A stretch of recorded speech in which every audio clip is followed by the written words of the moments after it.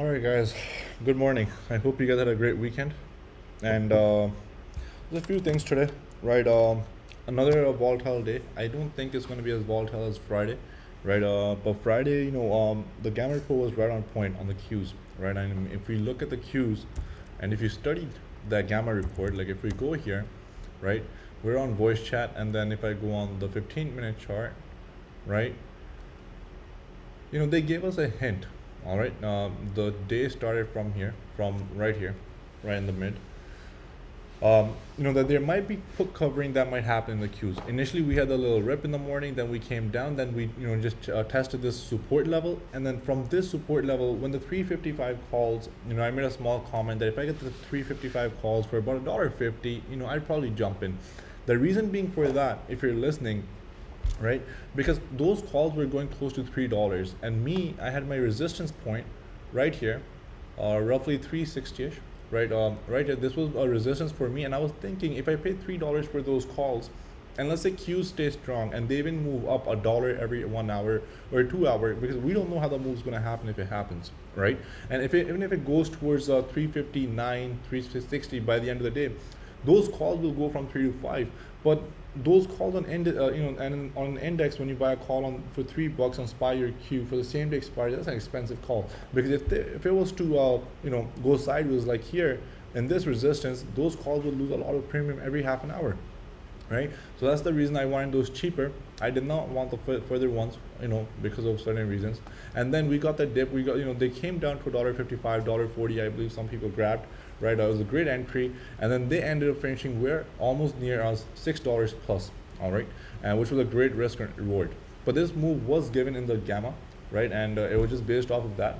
And it actually worked out, all right? And then obviously at the end of the day, all this selling happened. Not every time, we have a rip at the end of the day on an expiry. Many days we will get downside as well. And so congrats to people that caught it. And today, if I go on SPX now, right, first let's go on the daily chart and just look at how the picture is forming up, how it's looking, right? So that we can have a better idea. Let me just delete this level. And overall, if we zoom out, the chart looks fine. It went up, came down. We had this little 10% correction, and now we're going back up, first leg. The only thing here is, do we continue going higher to the new all-time highs? Because here on the macro view, if you look at it, right, the admins try to discuss this. There's a lot more going on now with interest rates, with everything else going on, right? The market may not dump, but I'm not saying the market may go higher either. Personally, I'm neutral. I just play day to day. Whatever happens that we see right now, I will play accordingly. But I do believe that we get this support zone near 4,000, 3,900 sometime this year. It might happen. Right? It's a very likely possibility. Now, on the gamma today, we have volatility close to 1.3%, right? It's dropped a little from 1.9, but 1.3 is still a big move on indices, right? And and as usual, I always wait for the first 15-20 minutes before I play. And on SPX, the levels that we have today are, so 45.20 as first resistance, and then we have 45.54, and to the downside we have quadruple 4 and 43.90. Now these levels change, based on the open interest, based on options, and the calculations they do on day-to-day basis, right? But these are the main levels, and the most important level, 4,500, is a large directional swing move. What do we mean by this 4,500? For some time, in these coming weeks, 4,500 seems to be, let's say for example, I'll draw this here. Let's say this is a $4,500 candle, for example, right? It means that the stock market might go towards 4,600, do something, come back to 4,500, 4,400, right? And then come back to 4,500. It's a level that we'll see a lot of these coming days. All right, it's going to be a revisit level in my opinion, unless we hold the move to one side. That's a different story. But 4,500 is, we'll see some directional swings on stock market, on the indices. Some individual stocks may keep running even when SPX is holding sideways. But this is what I expect on SPX: directional swings, volatility both ways. So if you're a good scalper, this is the market that you want. All right. And the T and LB are always nailing keys on SPY, LBs on IWM. So pay attention when they call their plays, right? Because they work out their technicals and they know exactly when to jump in. They're mostly usually right. All right. So as long as we hold about 4,500, in my opinion, we can see upside towards 4,600. And does the week continue bullish? So if we go on the weekly chart, right, based on our chart, this right here, we saw a lot of selling pressure on the last week's candle. Right? They brought it right back down. So today we might go up. We might retest the highs of this candle this week, right? And if we hold near it, we can continue higher, or we can make another reversal candle, and then next week into the monthly OPEX, right? Into the OPEX February 18th expiry, we might see downside. All right. So let's see how this shapes up to be and play accordingly. All right. Is it still time to go long on stocks? I don't think so, unless you're in some individual stocks. It's a different story, right? Now we have some earnings this week, right? Pfizer is tomorrow, right? And I do like Pfizer's chart, but I just want to see their earnings now, right? Because we had, and if we see the trend, this is actually a good dip by opportunity. This is a weekly chart, right? It goes up, gives up some gains, and then goes upstairs, gives up, goes up. But here, it's having a little trouble, and then this is also strong resistance and strong support zone. So as long as we continue holding above 50, I think, and we base on the weekly, then we might see a move in Pfizer. All right, and by then I think the options may become a little cheaper. But again, earnings tomorrow, we'll get to see their numbers, their guidance, what they say, and then based on that, we'll know what Pfizer will do. Right, Regeneron, that was LB's one of his picks. Right, I was reading his newsletter, and I saw that above his number is to 630, 150, if I remember, I believe, to upside. Regeneron also options sometimes pay a lot, right? I used to play this name, so I do like his pick. If it can continue holding above 630, I think this name, it has been consolidating here for a long time. It can definitely see higher. So keep an eye on this. He pointed this out in his newsletter. Another ticker that he pointed out, his pick for the week is SC. So let's look at that. SC lost a lot of a huge move down from November alone, from 367 to it came all the way to 120. This is a 200-day moving day average, by the way, on the weekly. I have the weekly charts open, guys, for macro reviews.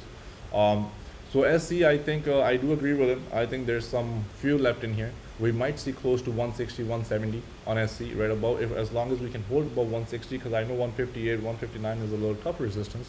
So on SC, if we get 160 hold, we can see 170.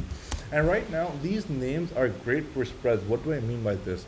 Because this level, I mean, if they break it, then there's just something major wrong with the company. All right.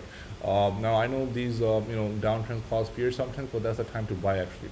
But here, SC, well, the way I would play, if you want it cheaper instead of paying so much premium, you can buy the 160s and sell the 165s or 170s. It's up to you depending on how you want to do it, right? For a vertical call spread, just to keep it cheaper. And if and if you're still bullish, and you can buy time on your spreads, you can go 2 weeks out. So as long as SC continues holding this zone, and eventually if it hits 165, your spreads will go in profits, right?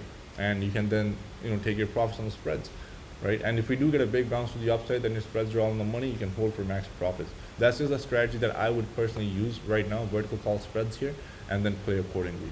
Because even if the stock goes sideways, you can adjust. You can buy back the calls that you sold, lock in profits, and then hold the calls that you have, right? So there are multiple ways to manage them. So do keep an eye on SC. Lyft, we have earnings tomorrow, I believe, right? On Lyft, we need, obviously the numbers matter, right? For me here talking, right now I'm just gonna go over the chart. But again, tomorrow their numbers matter, their guidance matters, see what happens. But this zone is a must hold, and then we do have a gap fill all the way right here. And I think which is likely going to get filled. Right, this gap is likely going to get filled. I think it gets filled. So to the downside, we do have all the way towards 29 if it happens. Again, numbers will matter, their growth will matter, and the guidance, right? And so we'll just wait until Lyft sees this chart. Technically, it's all over the place, to be honest, right? And I don't see much here. Except just this pattern, right? If I was to draw it, right, something like this along the lines, and then we see what happens, right? And if it can hold this sort of falling wedge pattern and hold above $40, so $40 will be the key level on Lyft. All right, and then Uber, the best way to play Lyft if you're to the upside is by Uber calls maybe, and because their earnings are on Wednesday. Right, if Lyft does well, Uber will have a gap up with Lyft, and if Lyft does, doesn't perform well, there's a downtrend, then Uber will also go down. So it's up to you what you want to play. I would probably do a strangle on Uber with 3-4 weeks out. I think we can have a large directional move one way or the other, as we've been seeing. All right, And then we have Twitter on Thursday. Very ugly move. Very ugly move. The monthly, disrespected. The monthly did not hold. This is really bad. When a stock, this IPO support right here, it fell below it, right? This is the 7th month on Twitter, which is about to go red if we close red, unless we go green on this month. That's a different story. But when a stock after IPO, after 8 years, after 7-8 years, finally it broke out in last year, and they brought it right below under IPO price. There's nothing more garbage than this in the markets, right? Trust me, this is very painful for all the investors who are long Twitter, who have equity.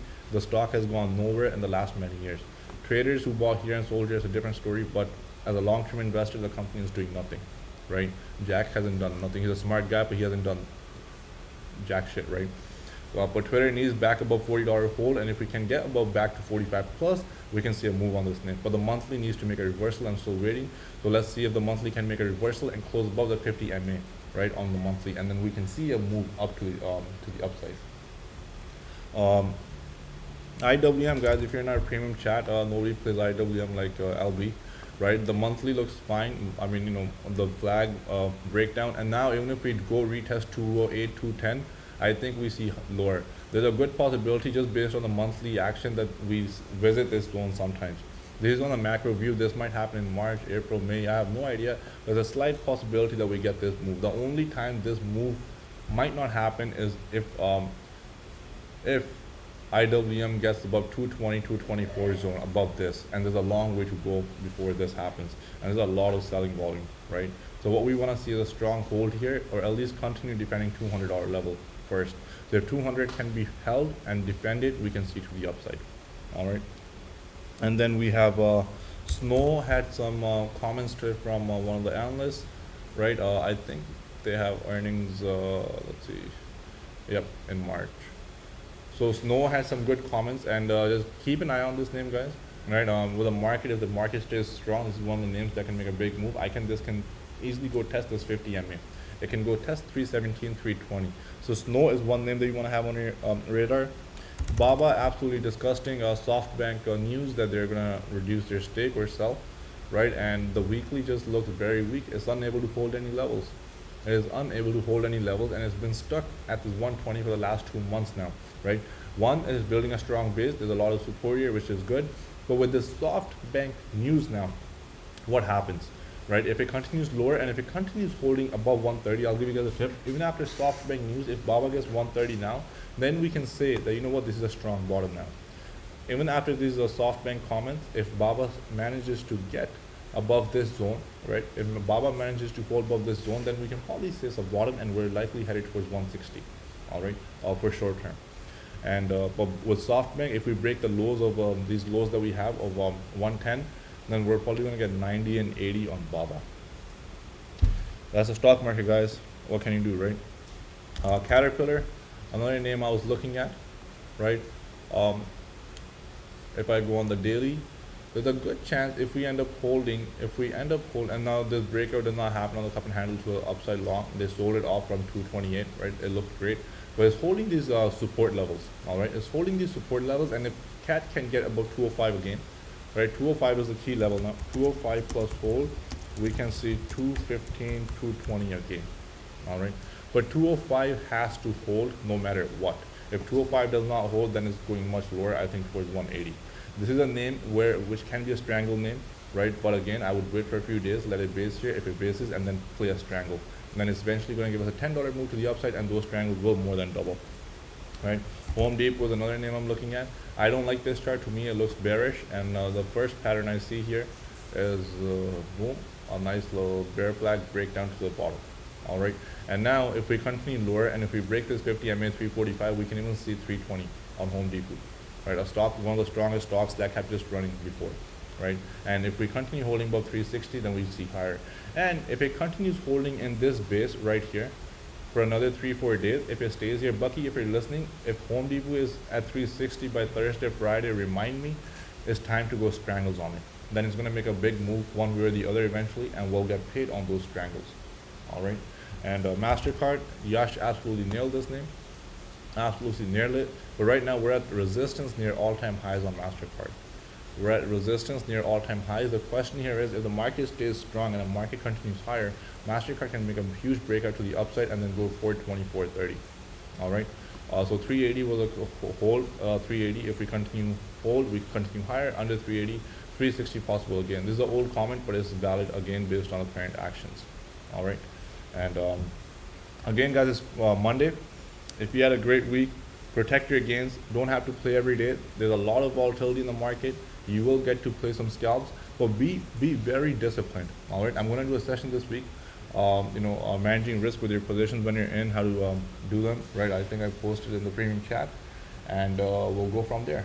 And just manage, protect gains. Not every day is a trading day. If you don't see nothing, don't force anything, because right now the market at the level it's set is very critical. These levels this week, if it's held and we continue higher, next week we'll see what happens. All right, so is it going to be a bullish week? Let's see. But we will get the plays up and down, big swings to take advantage of. So God bless. See you guys.